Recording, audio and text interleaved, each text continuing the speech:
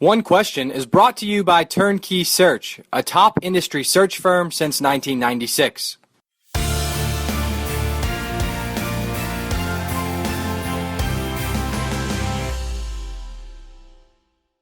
What's your sense of how this timeline could impact the men's basketball program? Because we don't have a head coach right now on that side of the table either, and obviously the new AD, or we would presume the new AD is going to be able to make that hire, him or herself.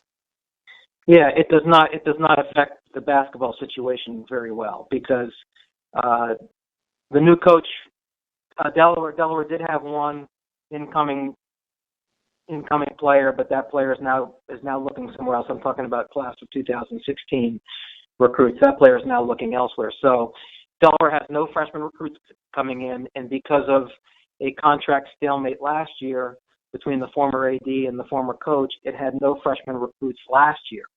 So Delaware looks to have no freshman recruits for the second straight year, which is no way to build a college basketball program. So the coach coming in is going to inherit a difficult situation. Right now, there are several players on the team who have gotten their releases with the opportunity to perhaps transfer. Not that they definitely want to. They just want to kind of keep their options open. And the longer this thing takes, I think the more likely they are to leave. And that would be another difficult blow for the program. It's gonna take a little while to recover from this. Is there anything that would surprise you on how this process ends?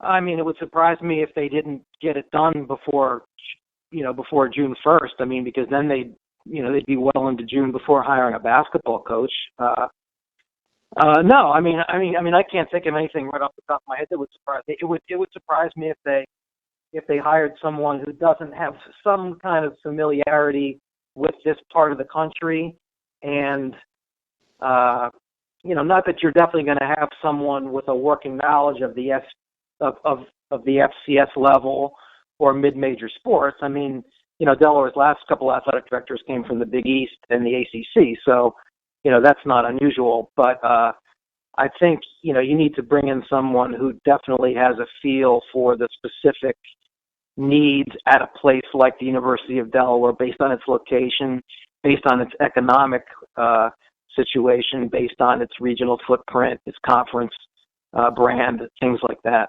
Many college athletic programs at this level face the same kind of questions, most of them based on the present-day economic situation. Delaware still has a lot of sports that they'd like to keep. Only William & Mary has more athletic teams in the CAA than Delaware, and Delaware would like to hang on to some of those teams, but that can be a difficult economic model. Around here, they're still reeling from dropping the men's track and field and cross country programs a few years ago, and the wrestling guys still wish the wrestling program hadn't been dropped. That was now 25 years ago, but those guys are still trying to get that restarted again. I don't think it'll ever happen, unfortunately. But so you have the same kind of economic difficulties that people are facing everywhere with the increasing cost of college and of college athletics, and also you have the cost of attendance issue. Now, Delaware has decided not to give cost of attendance, and that could put them behind some other rivals in their own league who have decided to give it. So that's going to be, that's one thing that I should have mentioned before. That's going to be a major issue for the new athletic director coming in. And that's today's One Question, brought to you by Turnkey Search, a top industry search firm since 1996.